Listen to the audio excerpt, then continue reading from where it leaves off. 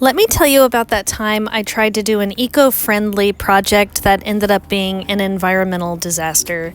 I'm talking about styrofoam, and I'm trying to find some clever ways to reuse it, and I'm going to tell you what not to do with it. So, first of all, styrofoam is incredibly harmful. Some people consider it to be one of the worst types of plastic pollution because it just gets everywhere.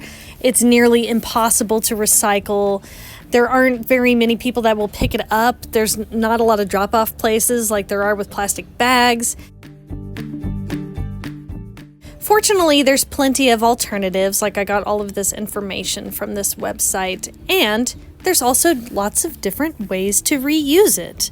If I could do it all again, I would probably try the insulation idea, but instead, I thought, oh my gosh, look at all this styrofoam. I'm totally going to use it as cushions, as stuffing for pillows. It was a bad idea.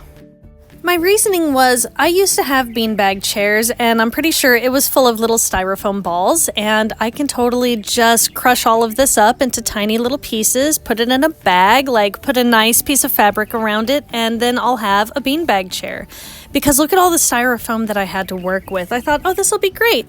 So then the first step is just going to be to crush it all up and break it up into smaller pieces, and that's when I realized the mistake I had made. As soon as I started breaking it up into small pieces, it started flaking off and little bits of it were starting to get everywhere. And I thought, oh, well, I just need to do it in a little bit more of a contained area. Well, that didn't make much of a difference because this stuff is so lightweight that when you break it up into pieces like this, it just flies off everywhere. It's super staticky, so it clings to absolutely everything. So it started sticking to my clothes, sticking to my hands. And then when I tried to sweep up the mess, it started sticking to the refrigerator, to the cabinets, to the floor. I tried to vacuum it up. I couldn't get it to vacuum. This was just such a bad idea, you guys. And then I ruined a perfectly good grater trying to get it into small pieces to be able to use as cushions. And it's like, oh, well, if I clean off this grater and I rinse it down the sink, I'm sending styrofoam pollution into the environment.